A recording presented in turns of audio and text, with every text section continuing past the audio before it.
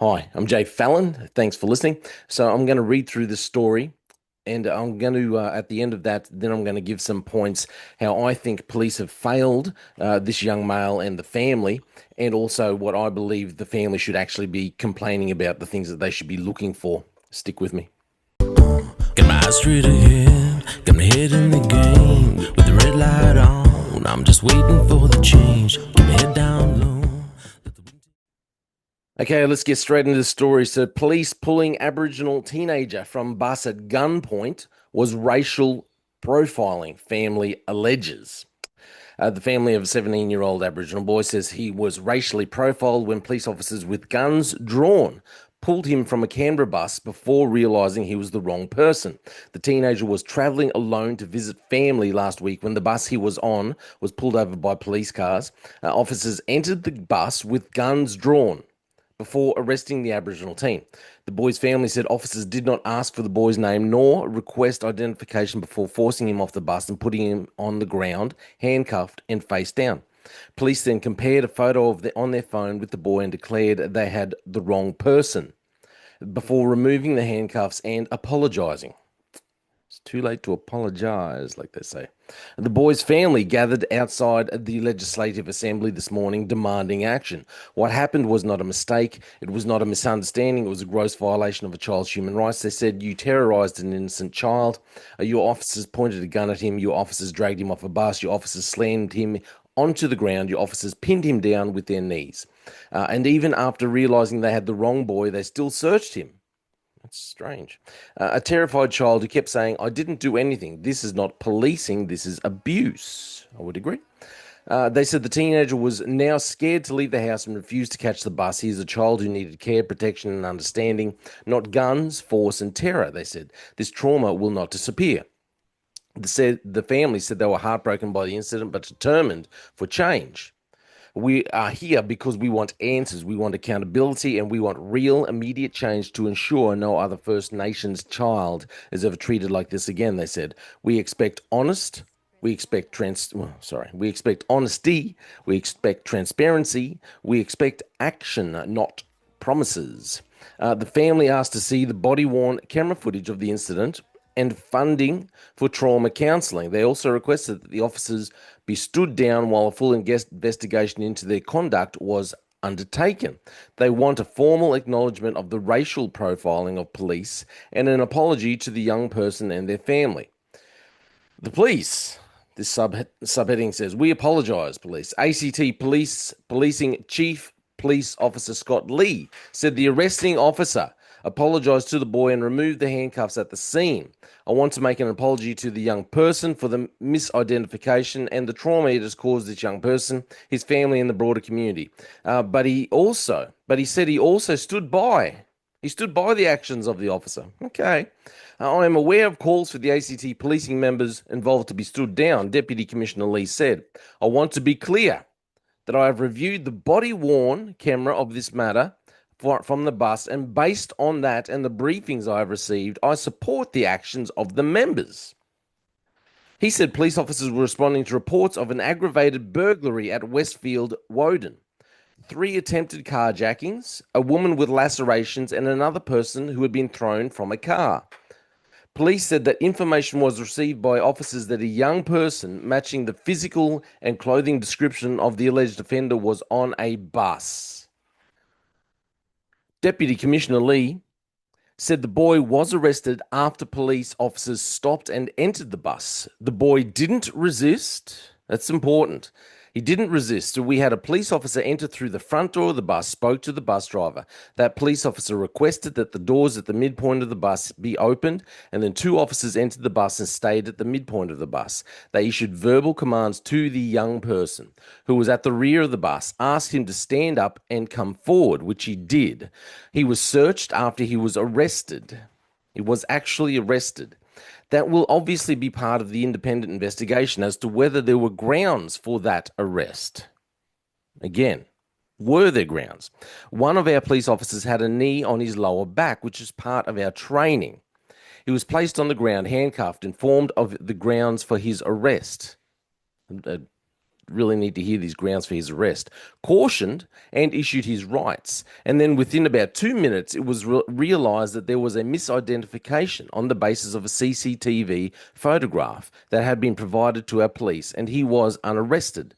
The chief police officer said that when he viewed the footage, he heard the boy say, "What have I done? What have I done?" Deputy Commissioner Lee said he did not believe the incident could have been avoided in the context. Couldn't have been avoided. Wow. Okay. He said he was not ruling out allowing the boy's family to view the footage of the incident. In terms of institutional racism, I don't believe we have institutional racism, but we have been on the record that we are committed to improving the arrangements, training, processes, and systems, he said.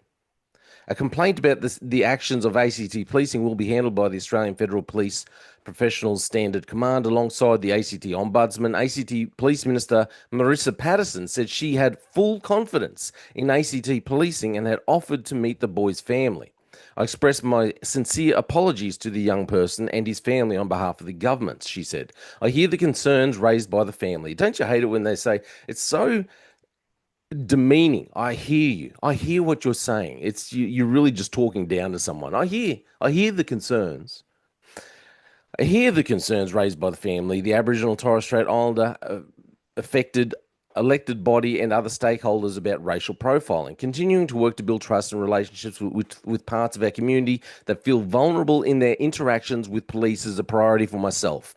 Aboriginal and Torres Strait Islander community advocates issued a joint statement expressing outrage at the incident. This act of racial profiling is outrageous, unacceptable, and a devastating breach of safety and trust. No Aboriginal child in Canberra should ever face a gun because of police racial profiling. The use of excessive force on a child is not acceptable. This incident has also caused considerable concern for the family and right across the local Aboriginal community. The family were not even contacted following this critical incident to check on the child's well-being. ACT Aboriginal and Torres Strait Islander elected body representative Kayleen McLeod said the incident was horrific. A gun pointed at the Aboriginal boy on a bus is not a mistake.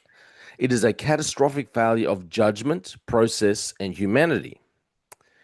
She said, there is no world in which this response is justified. Okay. So I've got a few points that I think they should be looking at. First thing I would say to the family and to these other people talking about racism and racial profiling, I personally think if this was me, I'd be furious if this happened to my kid when he was young. But if this was me, I'd forget the claims of racism. Okay, it's too difficult to really prove the intent. Was it actually? You could have a look at the call that was made, the initial reports, and see, okay, this is the person, and if there was even a vague similarity, they'll be able to defend it. You put it out there. You don't focus on racism or racial profiling. You just vaguely put it out there and just let it hang.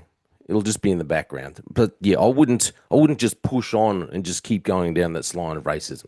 What I would be looking at, what I would be questioning, is the standard operating procedures and the way these officers went about doing this job and why they got to this point where they felt it was necessary to have their guns drawn and then pointing at this young gentleman. So, first off, when I was reading this, I'm thinking, wow, why did they get on there and have their guns drawn?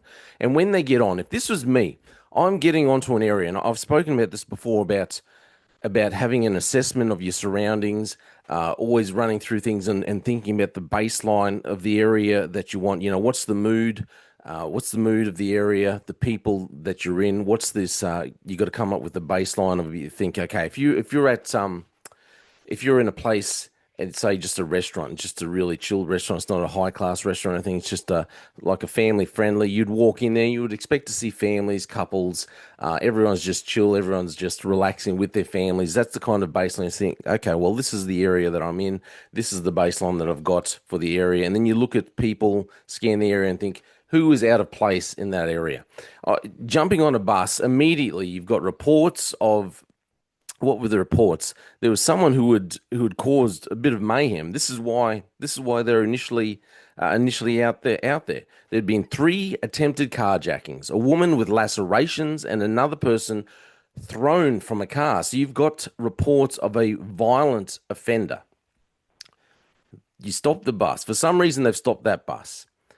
You stop the bus. You talk to the bus driver. First off, did you get any information from the bus driver? Have you asked, is there anyone on here causing trouble? Is there anyone on here that you could say, mate, they seem a bit sketchy the way they. It doesn't seem like they've actually asked the bus driver any questions. I would get on, talk to him briefly, scan the area. If there's no one who's actually who seems like their demeanor is fairly heightened. Feel like there seems like they're fairly agitated. People around them seem like they feel uncomfortable. Their body language seems like they feel uncomfortable standing near them.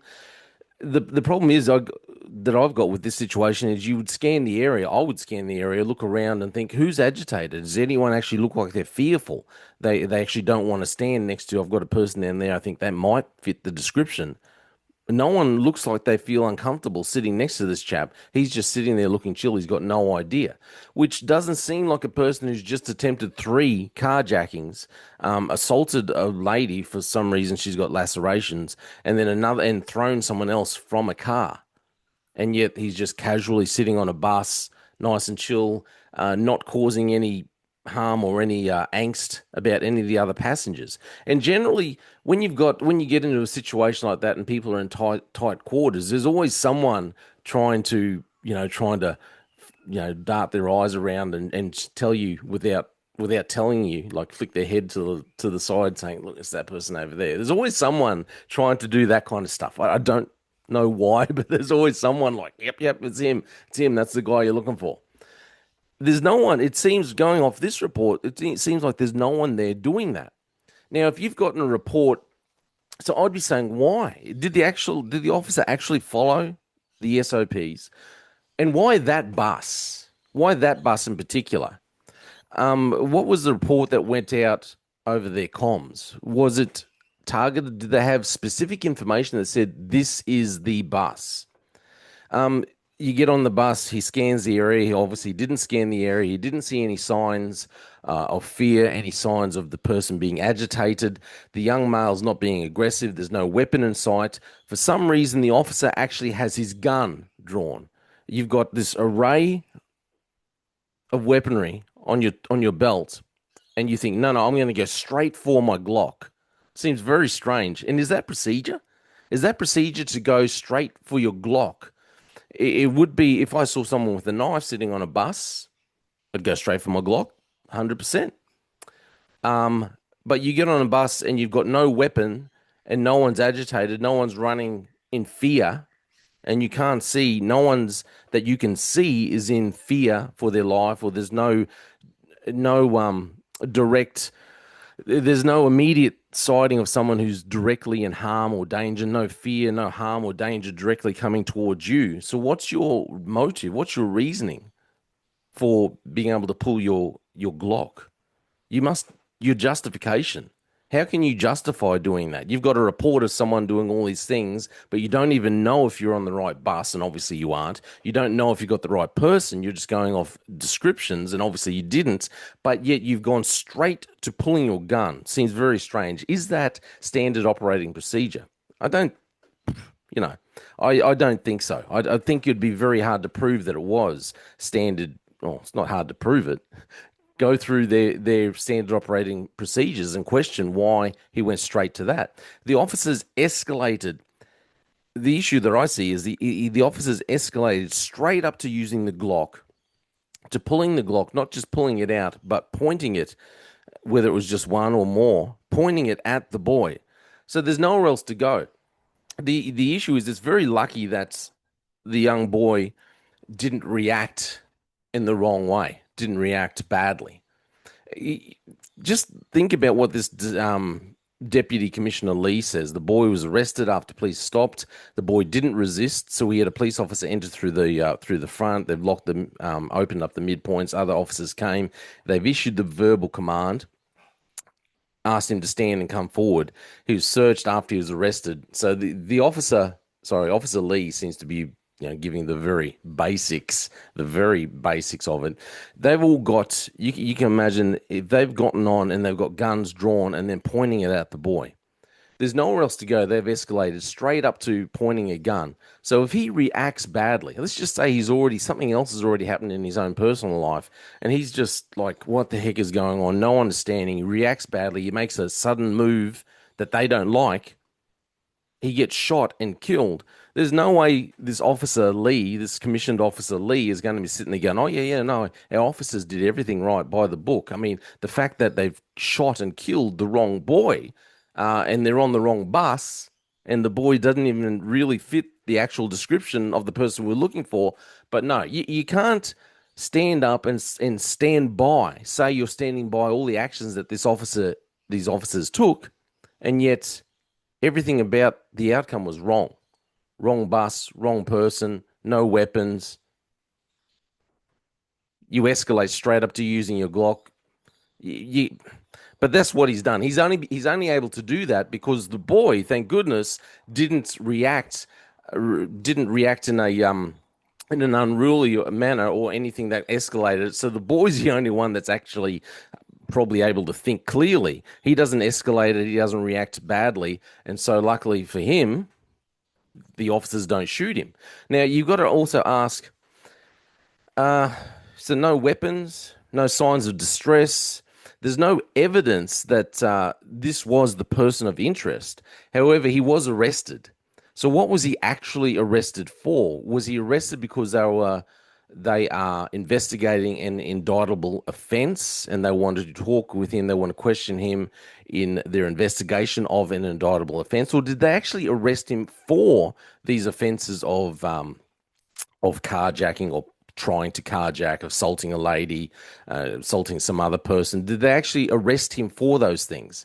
And how do you, or why do you arrest someone if you don't actually have evidence? You've got a suspicion, and the suspicion was wrong because it's the wrong bus. You've got a description, and either you don't know how to, either it's the wrong description, or you don't remember the description, or you just can't follow instructions and see that this boy doesn't fit the description because, and I can say that because it's the wrong person. So either you can't follow instructions or the wrong instructions were given, the wrong directions were given. But either way, you obviously don't have enough evidence to arrest because it's not the right person, not the right bus, not the right. So you've gone in and arrested. What was he actually arrested for? Was he arrested for that offense? And if he was, then can't we then question whether it was an unlawful arrest? Because if you go in and arrest him for, for the assault and for the attempted carjacking and all those things, without having any evidence that it's actually that person, and all the evidence that you think you had led you to the wrong place anyway, wrong place, wrong boy, isn't it the officer's fault? And that's a wrongful arrest, unlawful arrest. And last time, I mean, I know I was only in the police for 12 years, but last time I looked, you actually needed actual evidence before arresting someone. Evidence usually, it used to be that when you wanted to arrest someone, you needed to actually have evidence. You shouldn't just be going out there having vague descriptions and just arresting whoever you wanted, arresting them, then questioning them, then realizing you got the wrong person after you've taken them off at gunpoint, and then saying, "Oh, very sorry. Here's my heartfelt, pathetic apology. Overlook the fact that I had my gun pointed at you on my knee and your back. My bad. Just go on your way and forget about this." No, no. So, what else did I write down?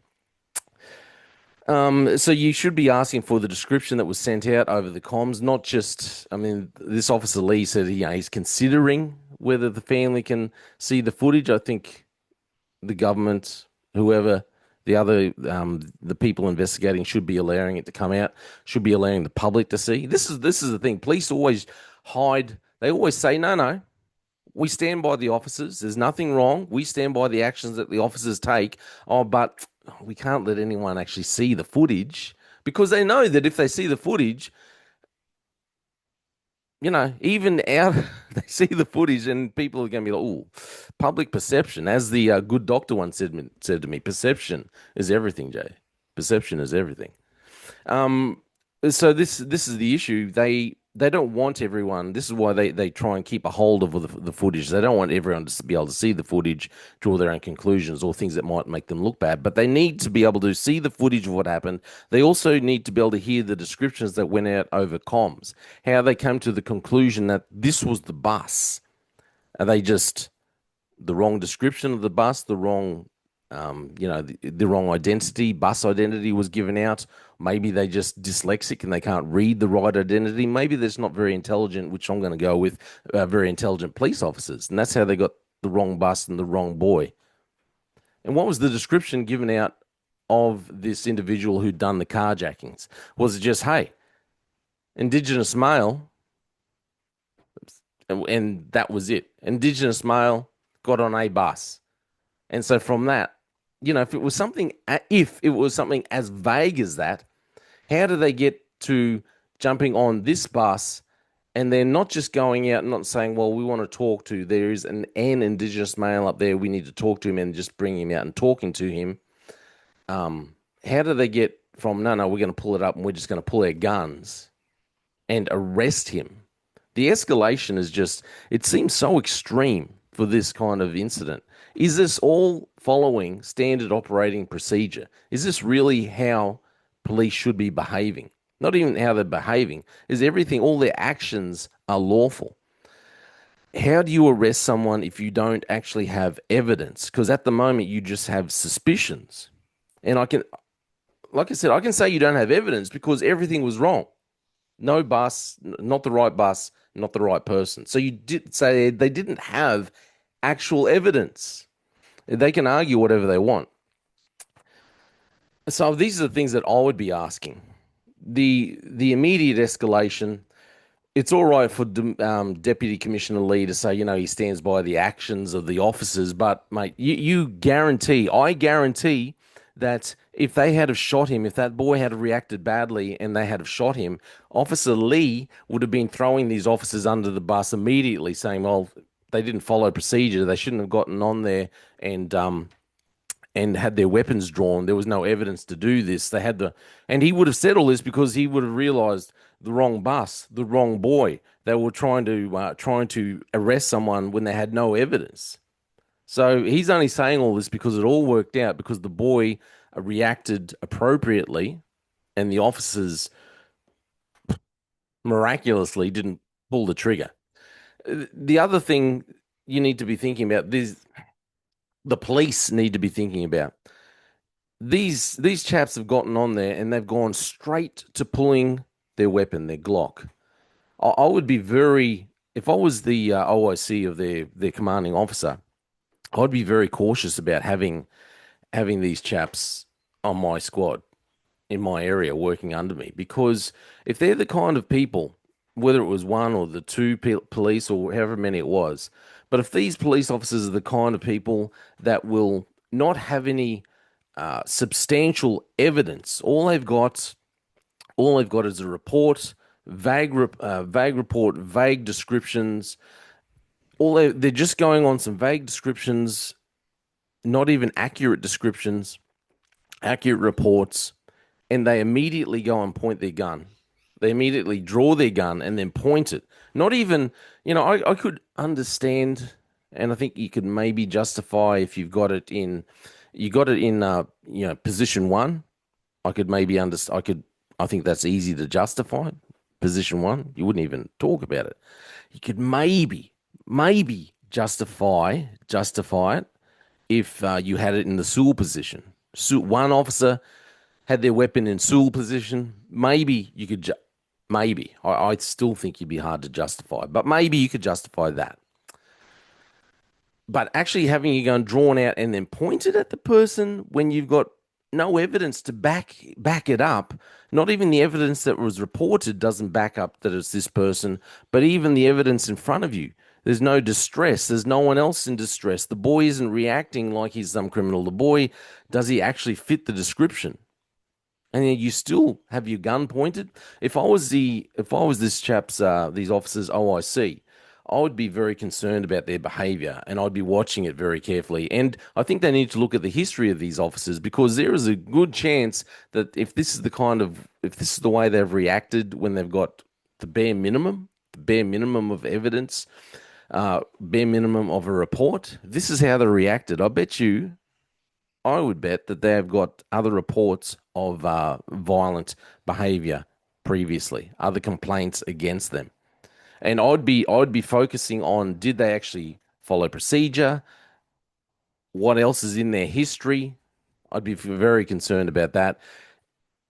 I'd be putting them back if I was in their OIC, or they're working under me. I'd be insisting that they get training, extra training, and going through procedures, because I'd be concerned that if they haven't done it already, that there's probably going to be some point in the future where they do end up shooting someone.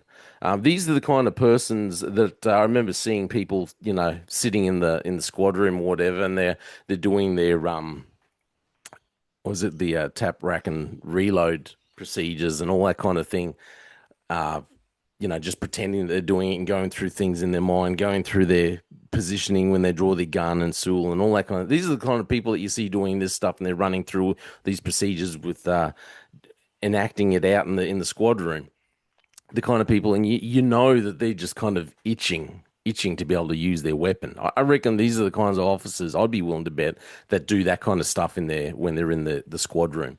Now they drive around with they drive around with in their minds they've got SWAT music going on in the background and Bad Boys going on on the radio singing to themselves.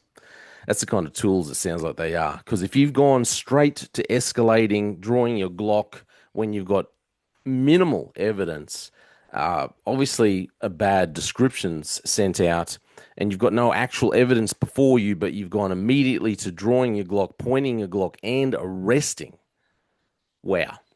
That's some serious escalation. And Deputy Commissioner Lee, yeah, he's only supporting them because luckily for him, they didn't shoot. Because if they had a shot and then everything comes out, he has no choice but to put everything out there and show that they've just completely screwed up. Completely screwed up. So yeah, if I was a family, don't worry about the racism anymore. You've said it.